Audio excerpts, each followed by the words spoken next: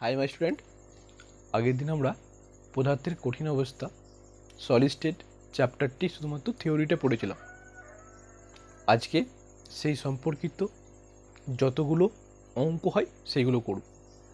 আচ্ছা, প্রথমে আমরা আগের চ্যাপ্টারটার নাম দিয়ে দিই, অন্তত কী করছি সমস্ত টাইপের অঙ্ক করার চেষ্টা করব। পদার্থের কঠিন অবস্থা, ঠিক আছে। আগের দিন থিওরিটা ভালোভাবে পড়েছিলাম, আমার মনে আছে। আচ্ছা, দ্য সলিড স্টেট ক্লাস 12-এ আছে এবছর 2024, আর 11-এ তো আছে। তো আমি প্রথমে ভুলে গেল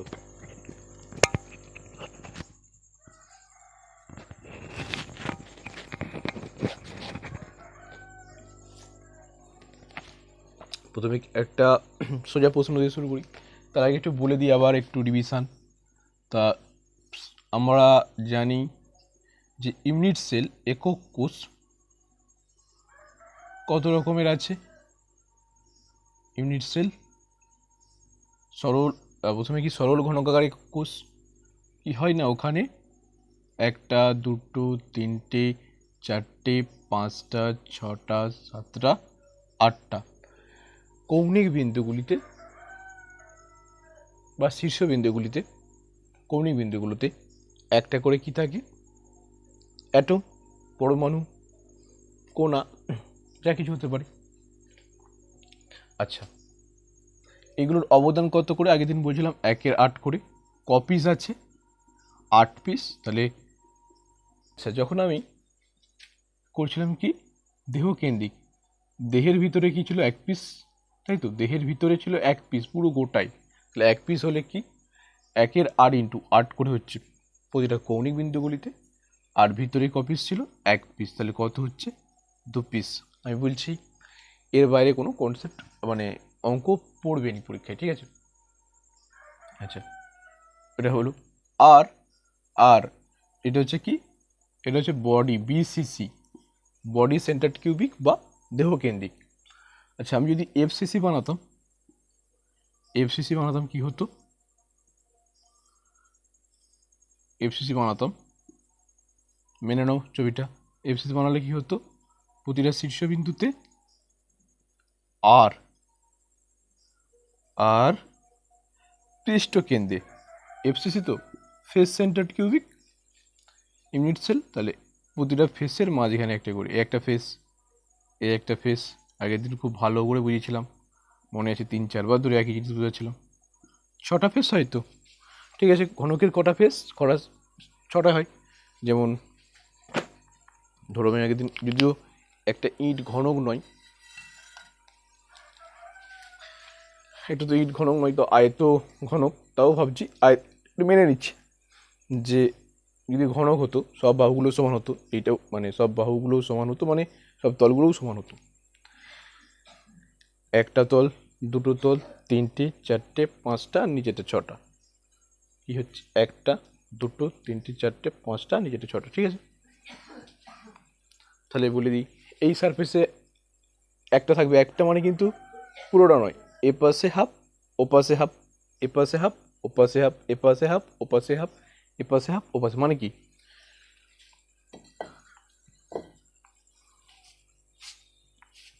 মানে কি, ধরো তুমি যখন একটা লেবুকে চাকু দিয়ে কাটছো বা ছুরি দিয়ে কাটছো, ছুরি দিয়ে কাটলে কি হতো, মানে ছুরির এপাশে আধখানা এপাশে আধখানা হয়ে যায়, তেমন তলের ওই তলটা তো ভিতর ফাঁকা আছে, তাহলে এপাশে হাফ, ওপাশে হাফ, এপাশে হাফ, ওপাশে হাফ, এপাশে হাফ, ওপাশে হাফ, তাহলে কন্ট্রিবিউশন কত করে, হাফ করে, তাই তো। কটা তল আছে, যেমন ধরো একটা শিশুকে তুমি কাটছো, ধরো তল ভাবলাম এই তলটা, এপাশে হাফ পাবে, ওপাশে হাফ পাচ্ছ, এপাশে হাফ, ওপাশে হাফ, মানে কত করে কন্ট্রিবিউশন, হাফ করে। আগের দিন শিখেছিলাম, তাও একটু বলে দিচ্ছি। কপিস আছে এইগুলো 1, 2, 3, 4, 5, 6, তাহলে কত হচ্ছে 3। আচ্ছা, আর 1/8 × 8, তাহলে কত হবে 1, দুটোকে যোগ করে দাও, কত পাচ্ছি আমি? 3-এর সঙ্গে 1 যোগ করলে 4। তাহলে ফেস সেন্টারের ক্ষেত্রে কত করে হচ্ছে? 4। এবার একটা গল্প বলে রাখি। কি গল্প? যদি বলে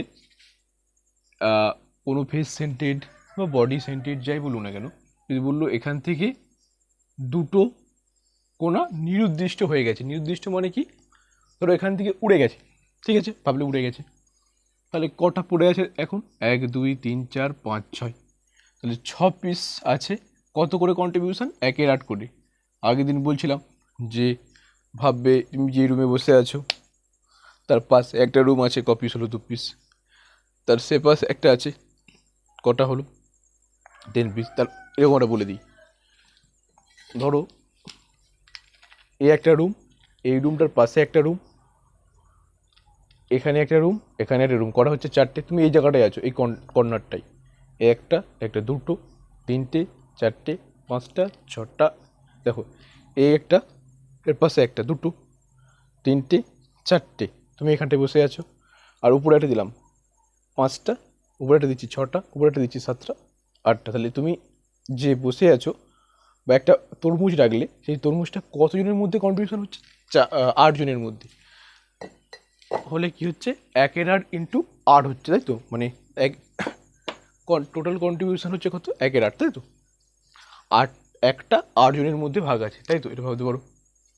তাহলে কত হচ্ছে এটা কাটলে? 2 দিয়ে কাটলে 3, 2 দিয়ে কাটলে 4, 3-এর 4। এটা কি হচ্ছে? শুধুমাত্র দুটো উড়ে যাওয়ার পর কৌণিক বিন্দুগুলিতে কটা আছে তার। যদি বলে ক্যাটায়নগুলো কৌণিক বিন্দুতে গেল, ধরো এনে বললো এ প্লাস একটা ক্যাটায়ন, সে গেল কত, মানে কোথায়? কৌণিক বিন্দুগুলিতে। আর এক্স মাইনাস গেল কোথায়? না, দেহকেন্দ্রে। দেহকেন্দ্রে যাওয়া মানে পুরোপুরি কন্ট্রিবিউশন কত? একটা গোটাই কিন্তু আছে, তাহলে ওর কন্ট্রিবিউশন 1। আর আর শীর্ষবিন্দুতে কত যাচ্ছে? 3-এর 4। তা আগে ক্যাটায়ন লিখতে হয়, পরে তো অ্যানায়ন। তাহলে 3-এর 4 ইজ টু 1। এবার যদি 4 দিয়ে গুণ করে দিই, এখানেও 4 দিয়ে গুণ করতে হবে, কারণ এই হরটাকে তাড়াবো বলে। 3:4 এরকম পারবে। আশা করছি বুঝে গেছো। যদি নাও নিরুদ্দিষ্ট হতো, প্রত্যেকটাই হতো, ঠিক আছে। ফার্স্ট প্রশ্নটা কি বলছে, বিশেষ সংযোজনী থেকে বলে দিচ্ছি, আর এবার এরপর যেই তিনটির প্রশ্নগুলো বলবো, ঠিক আছে। এক্স প্লাস, মানে প্রশ্ন দেখতে পাচ্ছি উপরে আছে বা পাশে আছে, দেখে নাও কি আছে। এম প্লাস ও এক্স মাইনাস আয়নের সমন্বয়ে গঠিত একটি ক্লাসাকার আয়নীয় যৌগের একক কোষ। ক্লাসাকার আয়নীয় সমন্বয়ে একটি ক্লাসাকার আয়নীয় যৌগের একক কোষ ঘনকাকার। আচ্ছা, একক কোষের কৌণিক বিন্দুগুলিতে আছে এম প্লাস আয়ন ও দেহ কেন্দ্রে আছে এক্স মাইনাস আয়ন। যৌগটির রাসায়নিক সংকেত নির্ণয় করো। আচ্ছা, দেহ কেন্দ্রে আছে মানে নিশ্চয়ই এটা দেহকেন্দ্রিক। দেহকেন্দ্রিক মানে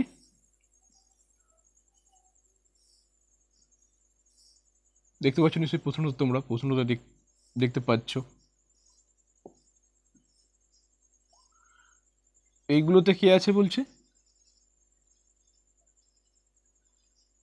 এগুলোতে কি আছে বলছে যে এম প্লাস, হ্যাঁ, একক কোষের কৌণিক বিন্দুগুলিতে এম প্লাস। তাহলে এইগুলোতে কে আছে? M plus, M plus, M plus, M plus, তাই তো? এখানে কি আছে? M plus. এটা কি আছে? M plus. আর আর ভেতরে কি আছে? X minus. তো আমি একটু আগে শেখালাম যে কৌণিক বিন্দুগুলিতে আছে যারা, মানে এম প্লাসগুলো, তাদের কন্ট্রিবিউশন কত করে? 1-এর 8 করে। কিন্তু কপিস আছে 8 পিস, তাহলে ওর কত কোণার সংখ্যা কত হচ্ছে? একটা। আর এটা হচ্ছে এম প্লাস এর কোণার সংখ্যা, গড় পরমাণু সংখ্যা লিখে অনেকে। আর এটাকে এক্স মাইনাস আয়নের কণার সংখ্যা কত হবে,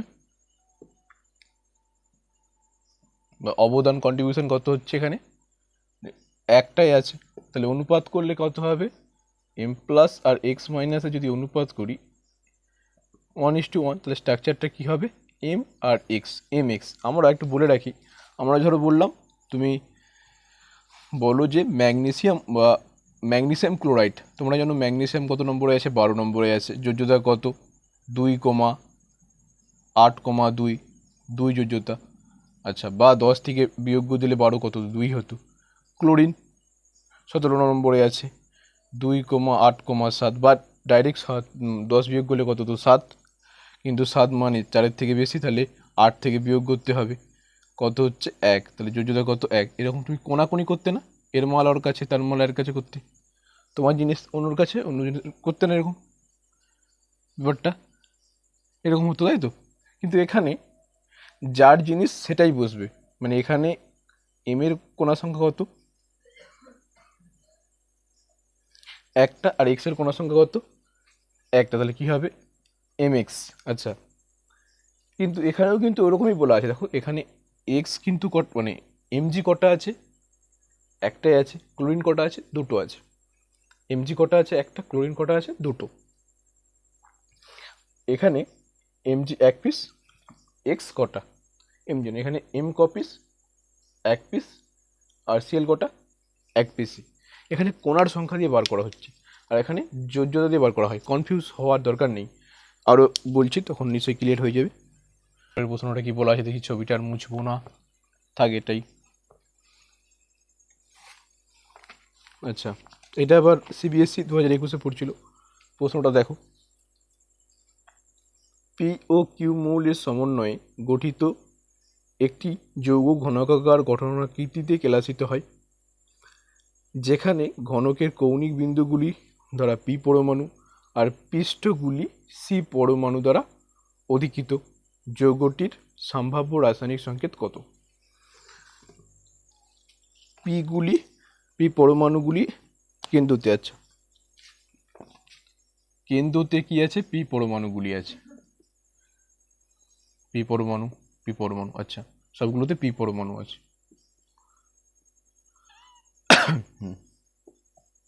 আর পৃষ্ঠতে কিন্তু এটা বডি কেন্দ্রিক না, এটা ফেস সেন্টার বলছে, তাহলে নিশ্চয়ই পৃষ্ঠতে এখানে এক পিস, এখানে এক পিস, এখানে এক পিস, এখানে এক পিস, এখানে এক পিস, আর সেইটা এক পিস, বুঝে গেছো?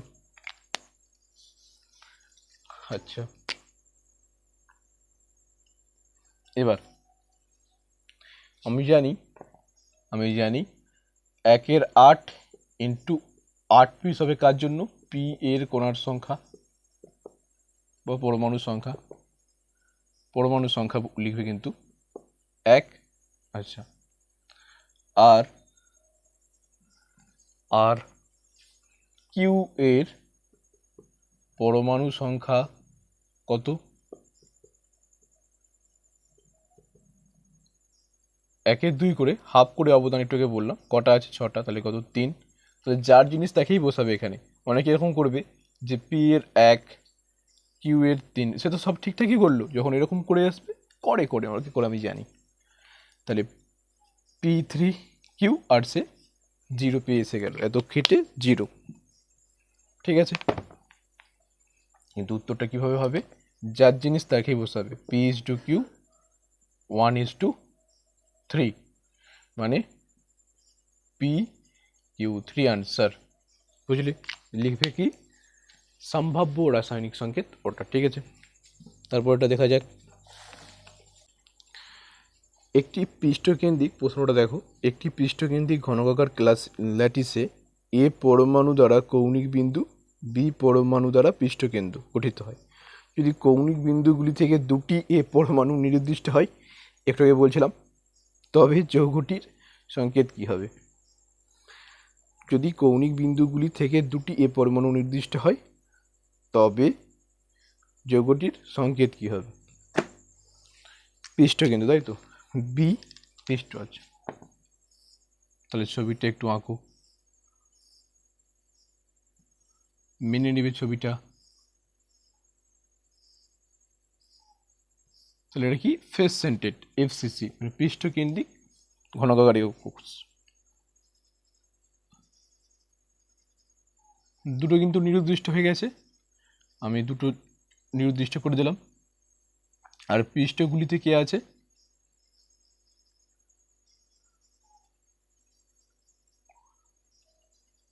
এই পৃষ্ঠে একটা আর সেই পৃষ্ঠে একটা, নিচে এক পিস, 6 পিস হচ্ছে তো, 1 2 3 4 5 6 মেনে নাও, ছবিগুলো ঠিক আছে।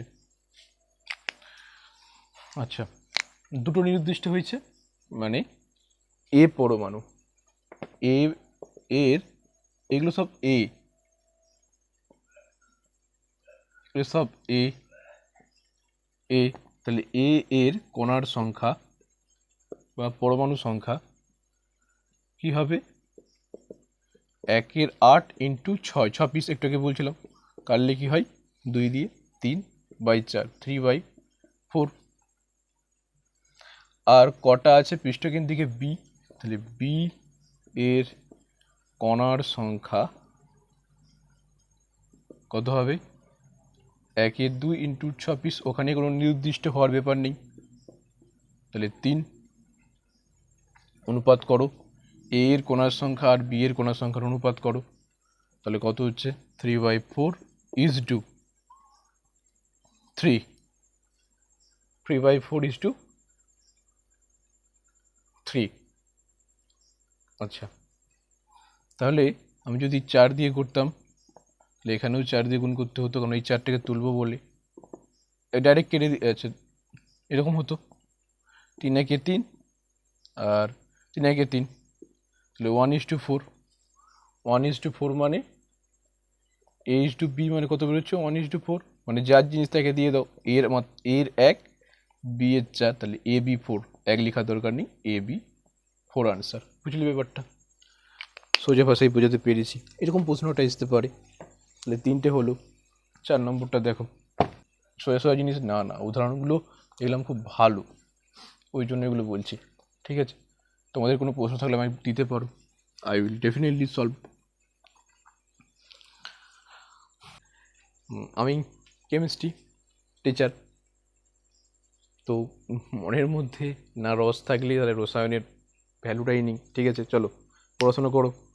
কি আছে, পৃষ্ঠকেন্দ্রিক ঘনকাকার একটি ল্যাটিসের কৌণিক বিন্দুগুলি, তোমরা প্রশ্নটা ওখানে দেখো, পৃষ্ঠকেন্দ্রিক ঘনকাকার একটি ল্যাটিসের কৌণিক বিন্দুগুলি এ পরমাণু এবং পৃষ্ঠকেন্দ্রগুলি বি পরমাণু দ্বারা অধিকৃত, আবার পৃষ্ঠ। আচ্ছা, যদি একটি বি পরমাণু একটি পৃষ্ঠকেন্দ্র থেকে নির্দিষ্ট হয়, এবার পৃষ্ঠকেন্দ্র থেকে উড়ে গেছে, তবে যৌগটির রাসায়নিক সংকেত কী হবে, এটা হচ্ছে আইএসসি বোর্ডে পড়েছিল 2017 সালে। কি বলছে, একটি পৃষ্ঠকেন্দ্রিক ঘনকাকার একটি ল্যাটিসের কৌণিক বিন্দুগুলি এ পরমাণু কৌণিক বিন্দুগুলি এ পরমাণু। আচ্ছা, পড়া যাক।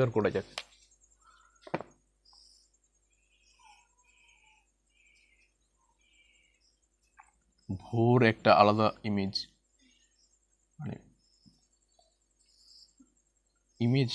মানে ভোরের একটা আলাদা তাৎপর্য রয়েছে। আচ্ছা, কৌণিক বিন্দুগুলিতে কে, এ পরমাণু, প্রতিটাতেই আছে এ পরমাণু, কৌণিক বিন্দুগুলিতে এ পরমাণু, ঠিক আছে। তাহলে এ এর অবদান কোনো নির্দিষ্ট হয়নি, এর পরমাণু সংখ্যা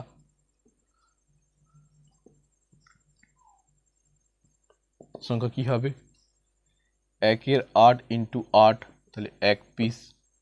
এবার পৃষ্ঠকেন্দ্র থেকে কটা বলছে, পৃষ্ঠকেন্দ্র থেকে নির্দিষ্ট হয় কোনো একটি। আচ্ছা, আর বিগুলি কি আছে পৃষ্ঠকেন্দ্রে, বিগুলি পৃষ্ঠকেন্দ্রে আছে,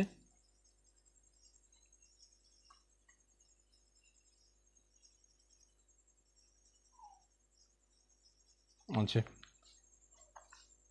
বিগুলি পৃষ্ঠকেন্দ্রে আছে, এখান থেকে 1 পিস নির্দিষ্ট হয়ে গেছে, তাহলে নিশ্চয়ই 1/2 করে, মানে 1/2 না, 1/2 করে কন্ট্রিবিউশন কপিস আছে 5 পিস, তাহলে 5/2। আচ্ছা, এটা কার, বি এর পরমাণু সংখ্যা, কি সংখ্যা, পরমাণু সংখ্যা।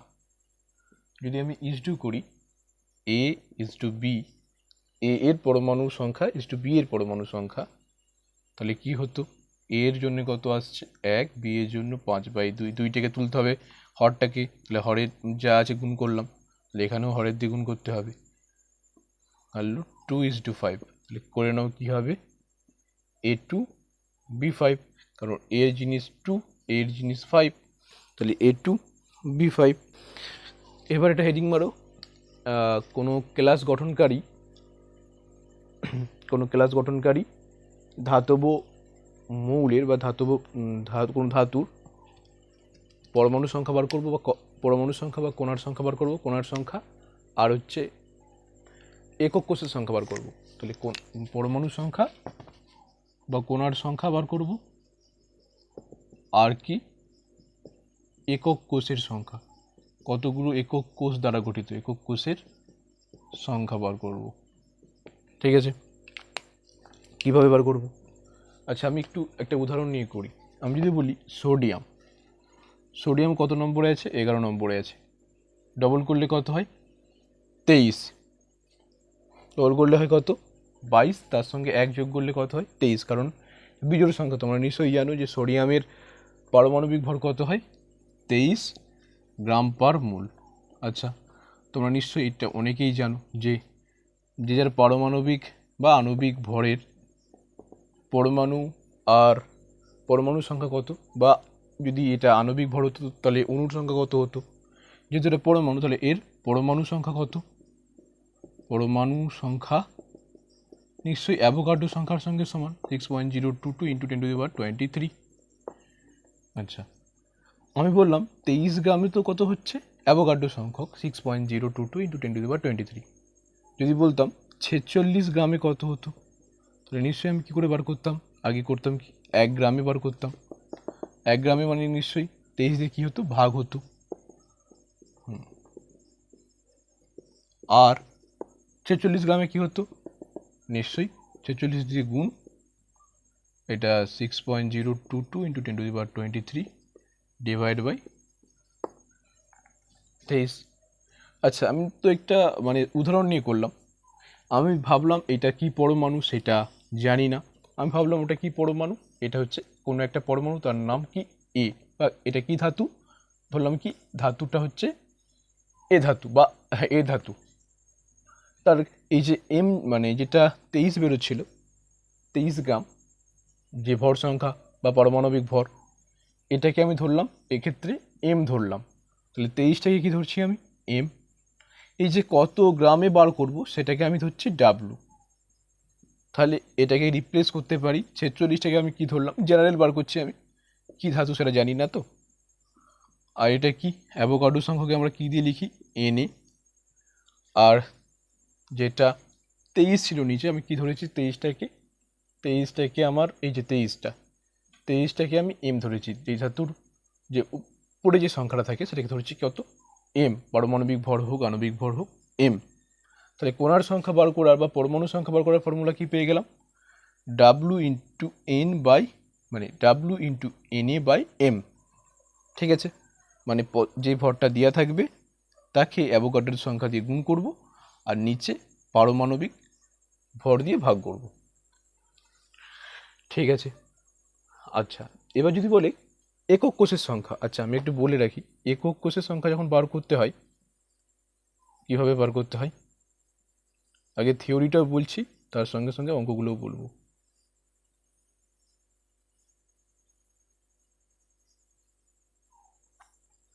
আচ্ছা, আমি ধরো ভাবলাম এফসিসি ফেস সেন্টারের ক্ষেত্রে কি হয়? ফেসে থাকে একটা করে, একটা ফেস, আশেপাশে একটা ফেস, তাই তো। তো আমার কন্ট্রিবিউশন কত করে হয়? 1 8 × 8 কি কৌণিকগুলোতে, আর 1 2 × 6, 1 + 3 = 4। তাহলে 4টে কোণা দ্বারা এফসিসিতে কি হয়, ফেস সেন্টারের ক্ষেত্রে কি হয়? 4টি কোণা দ্বারা 4টি কোণা দ্বারা 4টি কোণা দ্বারা একটি একক কোষ গঠিত হয়, তাই না? হ্যাঁ। এবার 4টি কোণা দ্বারা একটি একক কোষ গঠিত হয়। এখানে আমার কোণার সংখ্যা কি বেরিয়েছিল দেখো, এত গ্রামে কোণার সংখ্যা কত বেরিয়েছিল, 46 গ্রামে কোণার সংখ্যা 46 ইন্টু অ্যাভোগাড্রো সংখ্যা বাই 23।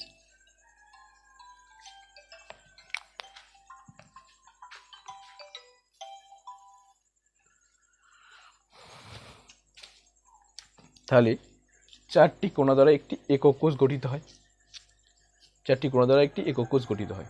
তাহলে এখানে আমার 46 গ্রামে কতগুলো কোণা বেরিয়েছিল, এতগুলো কোণা। তাহলে আমার 4টে কোণা দ্বারা যদি একটি গঠিত হয়, তাহলে এতগুলি দ্বারা কী হতো, তাহলে আমি আগে একটিতে বার করব, তাহলে 1/4 হতো একক কোষের দ্বারা। আর এখানে কত ছিল, 46 ইন্টু অ্যাভোগাড্রো সংখ্যা কত 6.022 ইন্টু 10⁻23 ডিভাইড বাই 23 কত হতো, নিশ্চয়ই এবার গুণ হতো, 46 ইন্টু 6.022 ইন্টু 10⁻23 ডিভাইড বাই 23 এবারে আসছে। আচ্ছা, এটা ছিল নয় এফসিসি। আচ্ছা, যদি হতো বিসিসি মানে বডি সেন্টার হতো, তো শুধুমাত্র বডিতে একটা থাকতো, পুরো বডিতে একটা থাকতো, ফেসে থাকতো না।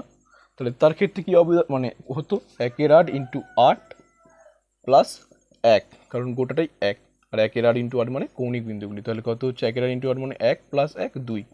তাহলে এই 4-এর জায়গায় কী হতো 2, এখানে কত আসতো 2। আচ্ছা, আমি ধরে নিচ্ছি কি যে আমি কি একক কোষ জানি না, সে পৃষ্ঠকেন্দ্রিক হোক সরল হোক, সরল হলে এক আসতো। আমি ভাবলাম যে একটা একক মানে একটা ইউনিট সেল বা একক কোষে পরমাণু সংখ্যা কত জেড, তাহলে এটাকে কি ধরে নিচ্ছি জেড দ্বারা একটি একক কোষ গঠিত হয়। তাহলে নিশ্চয়ই আমি একটা বেরিয়েছিল যে কোণার সংখ্যা কি বেরিয়েছিল ডাব্লু, এ দেখো 46 মানে কি নিশ্চয়ই আমি ধরেছিলাম ডাব্লু, আর 6.022 মানে কি 6.022 ইন্টু 10⁻23 মানে কি এনএ, আর নিচে কি ওর আণবিক ভর, তাই তো। আর এখানে যে 1/4 দিচ্ছিলাম মানে 1/4 দিচ্ছিলাম, 1/2 দিচ্ছিলাম, এই 2টা 4টা কী ছিল না একক কোষের কোণার সংখ্যা। মানে হ্যাঁ, যদি সরল ঘনকাকার হতো তার জন্য আসতো কি 1, যদি দেহকেন্দ্রিক হয় 2, পৃষ্ঠকেন্দ্রিক হলে 4। তাহলে এখানে কত আমি জানি না, ওটাকে আমি কী দিয়ে লিখছি জেড দ্বারা, একটু আগে বললাম। তাহলে একক কোষের সংখ্যা বার করার ফর্মুলা এটা, আর পরমাণু সংখ্যা বার করার ফর্মুলা হচ্ছে W into N A by M. W into N A by M, আমার সাথে বলো W into N A by M. আর একক কোষের সংখ্যা বার করার নিয়ম কি 1/z W into N A by M. Clear? আমি কোণার সংখ্যা বার করতে পারলে 1/z মানে ওই যে কতগুলি কোণা দ্বারা গঠিত সেটাতে ভাগ করে দিলেই আমার একক কোষের সংখ্যা বেরিয়ে। আচ্ছা, এই টাইপের নিশ্চয়ই দুটো অঙ্ক করা যাক। তা এরপর রো সমান Z M by N Q দিয়ে দুটো অঙ্ক করব। তাহলে প্রথমত তোমার পরমাণু সংখ্যা বার করার ফর্মুলা আমি কি পেলাম, যেটা ভর দেওয়া থাকবে প্রদত্ত ভর, তার সঙ্গে অ্যাভোগাড্রো সংখ্যা আর যে ধাতুটা দেওয়া থাকবে তার পারমাণবিক ভর দিয়ে ভাগ করব।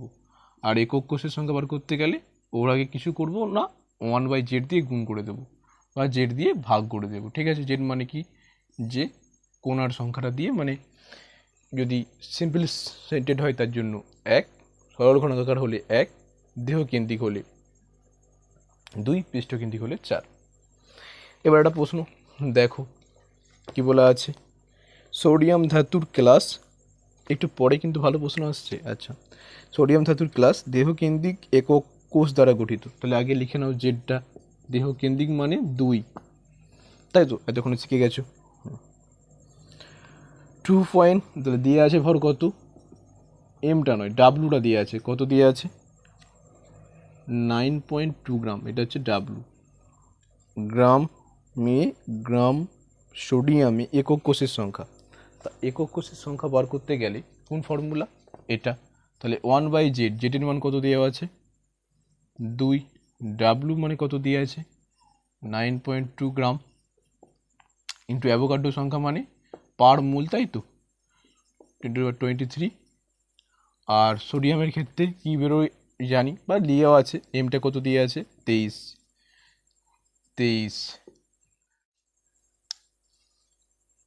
যদি একক আমি তাহলে কী পেলাম 1/2 9.2 আর অ্যাভোকাডোর সংখ্যা 23 দিয়ে ভাগ করলাম, সব কিছু দেওয়া ছিল এখানে। যদি সলভ করতাম দশমিক তুললে 10, আচ্ছা হাতেই সলভ করবো কিন্তু সবগুলো। 92কে 2 দিয়ে ভাগ করলে নিশ্চয়ই 46, হ্যাঁ 46 করে দেখো, 6 দিয়ে 12 ঠিক আছে 46। 23 2 46, আচ্ছা গুণ করে দেখো, গুণ, আচ্ছা এটা কত ছিল 1, 10-এর মাথায় কিছু নেই মানে 1, উপরে উঠলে এটা প্লাস ছিল, উপরে উঠলে মাইনাস হবে। আর যদি 2 দিয়ে গুণ করে দিই 6.022কে যদি 2 দিয়ে গুণ করি, 2 দিয়ে গুণ করলে কত হবে 4, 4 শূন্যর সঙ্গে গুণ করলে 0, 12 ইন্টু 10 কত বিয়োগ করলে 22, এইটাই অ্যান্সার। ঠিক আছে, বুঝতে পারলে, এম ছিল।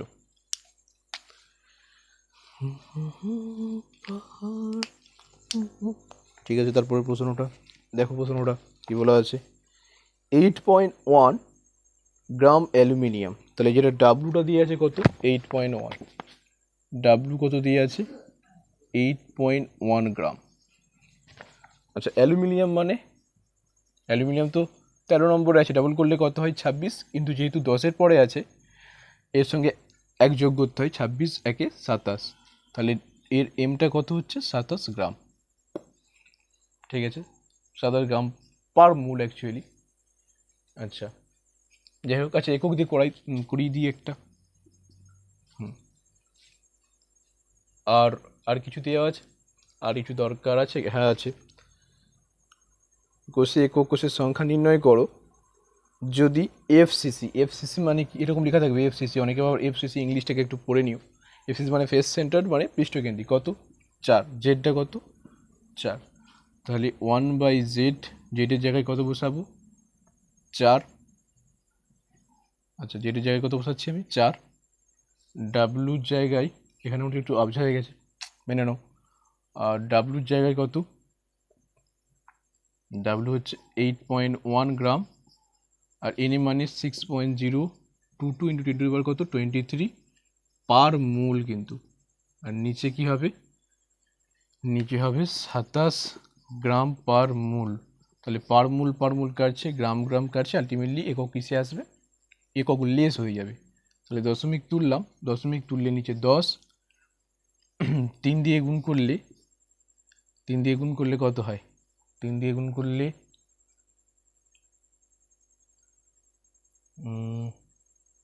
3 দিয়ে গুণ করলে 87 হয়, তাই তো, 3 দিয়ে গুণ করে দেখো 27কে, 27 ইন্টু 3, 21 1 আছে 2, 6 81, ঠিকই আছে, 3 দিয়ে যাচ্ছে। আচ্ছা এইটাকে প্রথমে তুমি 2 দিয়ে ভাগ গুণ করে দিই, 3 দিয়ে গুণ করলে কত হয় 660, আর 6 3 18/4, আর এটা উপরে উঠে গেলে কত হচ্ছে 23, 23 মানে 22, এটা দিয়ে শেখালাম, এটা কিছু মানে 1 আছে +1, উপরে উঠলে মাইনাস হয়ে যাবে।